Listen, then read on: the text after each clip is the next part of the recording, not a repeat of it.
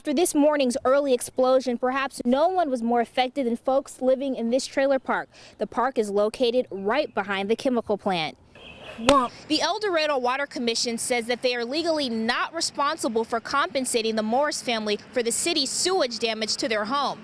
That's because they're protected by what is called tort immunity, a state law that means that the water company cannot be sued for negligence. For every student that received a scholarship at the academic signing day, they signed this letter of intent, and for most of them, it meant the start of a brighter future. These are just some of their stories of service and courage that bond these 4 Arkansas victims together. And that's why this memorial is being dedicated in their honor, so their lessons of bravery will live on. Members of the El Dorado Police and Fire Departments drove to New York to pick up this 700-pound piece of steel.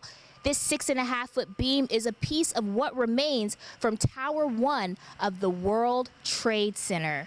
Mayor Cole says he's turned in all of the hate crime evidence to the FBI in Little Rock to take over the investigation into who's responsible for the crime.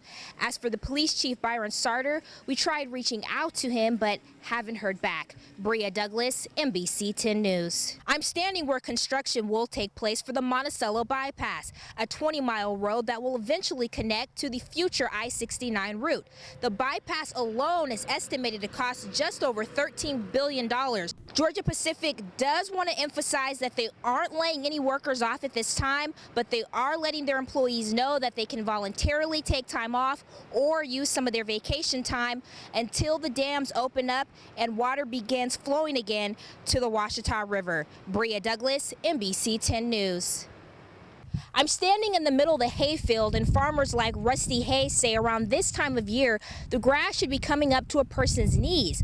Well, because of the drought that Columbia County has been experiencing, hayfields are not producing enough hay, making that very difficult for farmers.